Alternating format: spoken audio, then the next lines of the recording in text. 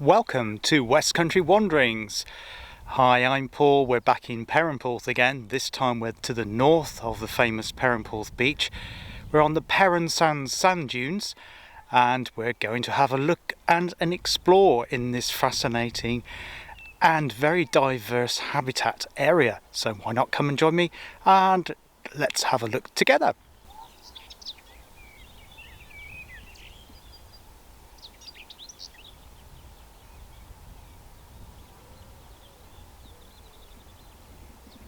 You meet me on a beautiful evening here, probably the warmest day of the year so far here in Cornwall on the Atlantic coast here. The other day I was on the South English Channel coast and it's fantastic conditions here. Beautifully clear skies and pretty warm.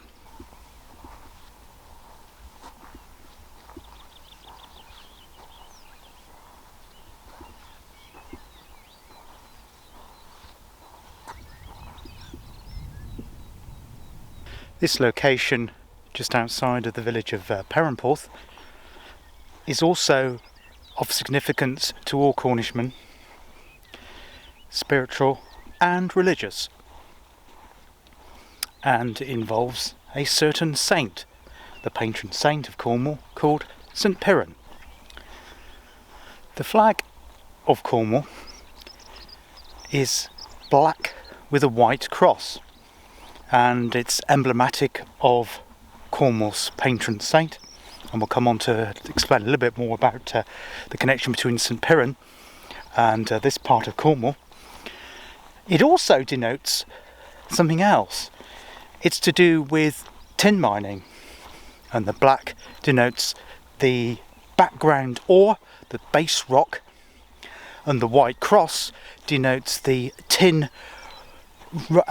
load running through it. So the tin is denoted by the white and the black, the base rock.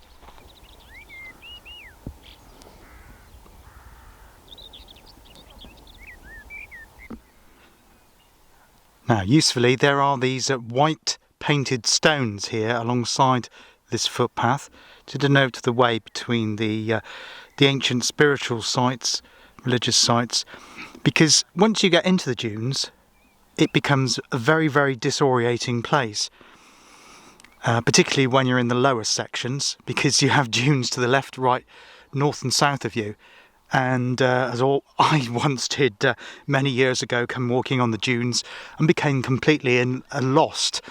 It's really then hard to get your bearings because you can't see any other marker points on the horizon other than another sand dune. So I will be sticking to this path in the main today because, as I say, it is easy to get lost. But that doesn't mean to say we won't be exploring interesting places.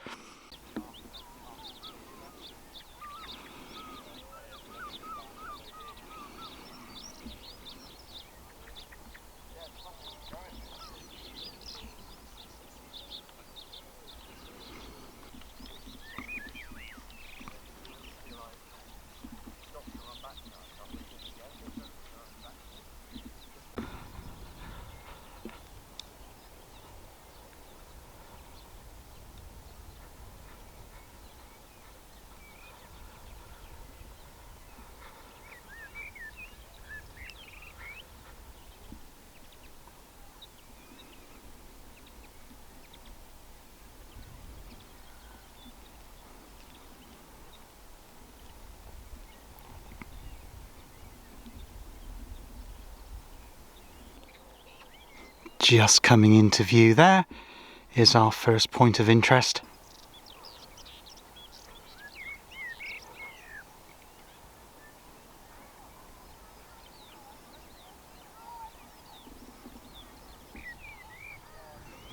And the second area of interest.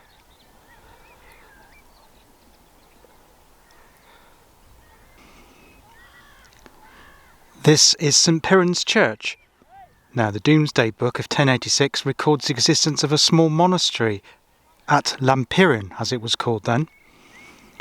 It's uncertain that this was based at the oratory, the church, or both.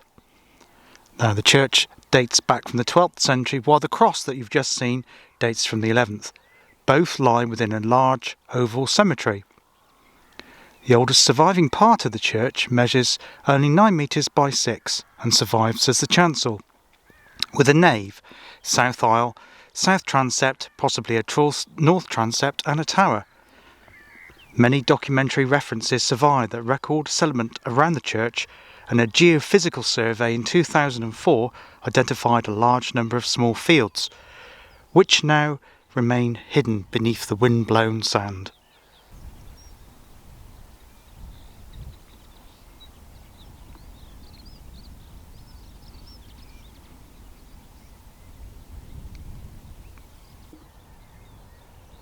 From quite early on, the church suffered damage from the high winds, the rain, and particularly the sand, which caused damage to the fabric of the building. At the start of the 19th century, it was decided to relocate the entire church to Perranporth, which lies just to the southern edge of Perranporth parish. Much of the fabric of the church was then removed and moved to the new church at Perranporth. In 1820, C.S. Gilbert described the old church as ruinous, being divested of its roof, pillars, window, frames and tower. Broken walls, staring windows and shuttered tombstones are here to be seen in melancholy confusion, while the interior of the ruin is filled with sea sand.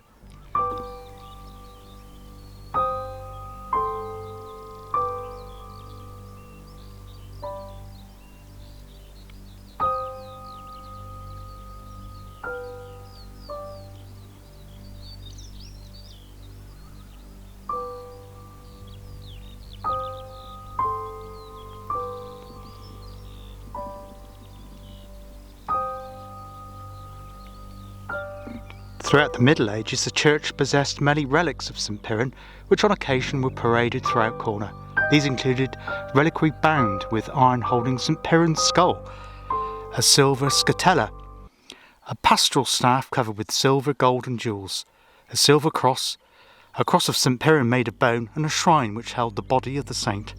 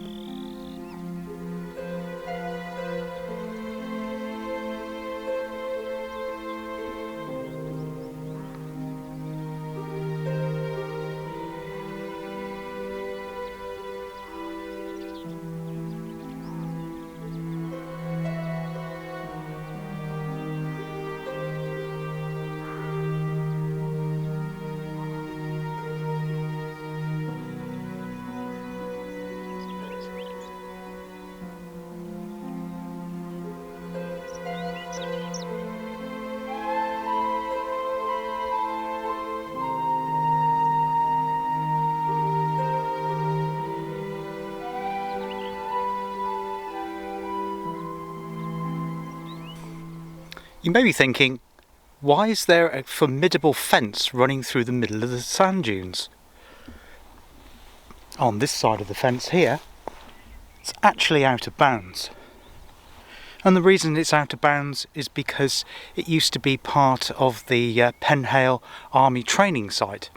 The Army pulled out about 7 years ago now, but this land still belongs to the Ministry of Defence. This has an advantage in terms of the wildlife because it's now completely unspoilt by humans. It has led to diversification with the wildlife and enabled birds, butterflies and other wildflowers to actually create a fantastic habitat unhindered by man. I lived in Perranporth 11 years ago. What you're about to see was completely covered in sand because of this ancient monument's protection. It's since been uncovered and partially restored, so we're now able to see it in its full glory.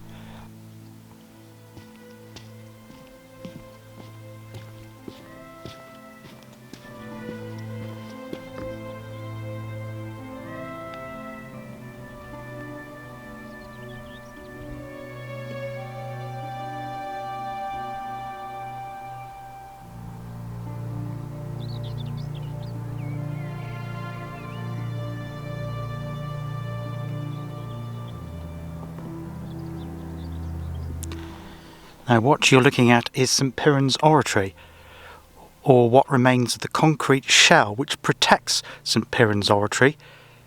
It was completely encased at the turn of the 20th century in concrete from further erosion. This is the site which local tradition maintains was built in the 6th century by St Piran, Cornwall's national saint. Compact building with a small nave and chancel. It measures approximately 9 metres by 5 metres, and it has a stone bench which extends around the interior. An early medieval inscribed stone is built into the wall of the building, and the southern doorway was at some time rebuilt with 3 carved heads incorporated into the arch. St Piran's Oratory has been partially restored here with the turf on top of the original stone walls, stone and brick walls. Obviously there at some point they've put some red bricks to support that wall, and that's not obviously part of the original building. There's some other brickworks further down. As you can see, it is prone to flooding.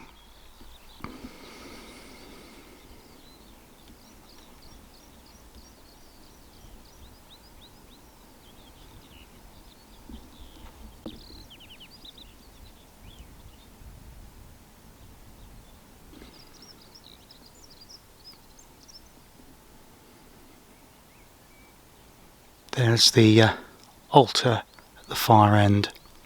The inscription reads, Sanctus Piranus in Zabulo. Who was St Piran?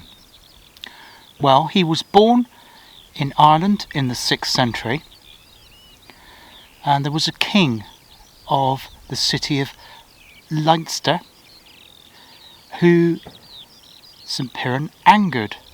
St Piran did miracle works and good deeds, and the king didn't like it. So he cast St Piran aside.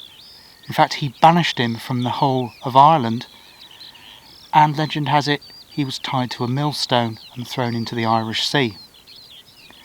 The millstone carried St Piran across the Irish Sea to the coast here in Cornwall, landing at Perranporth, where he built this oratory in the 6th century.